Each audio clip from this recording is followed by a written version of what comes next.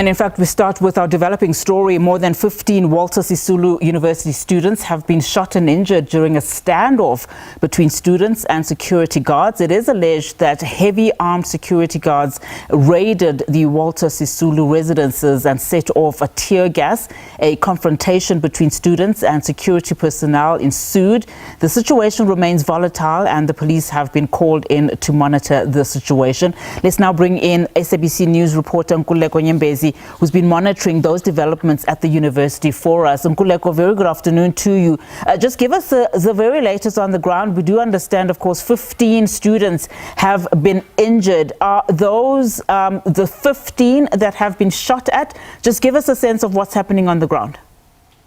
Thank you very much, Unazi. According to the information that we are receiving from some of the officials here, that plus minus 15 students were shot at by rubber bullets, and what you call it, the fire. Tear gas was also fired to the students because it is believed that the security personnel and some few police who just entered the residence here and raided the residence and trying to move out all these students that were inside residences here. But we were told that plus minus 15 of them were injured, and then we saw pictures also and videos from these learners here saying that indeed they were shot at by the police, in fact by the security personnel. And in terms of the classes, have they still been suspended? Just give us a sense of what the university is saying in terms of resumption in classes. I would imagine it is still early days given the volatility of the situation on the ground. Well, we haven't managed to get the word from the university management, but what we have seen, in fact, what we're witnessing right now is that some of the students are leaving the campus. We saw them carrying their bags, moving out of the campus, while others are still here facing these heavily armed security personnel. So I can assure you, the viewers at home, that anything can happen from now, because they are singing and dancing, and some of them seem to be confronting those security personnel. But we will monitor the situation, because some of them are indeed wearing black clavers.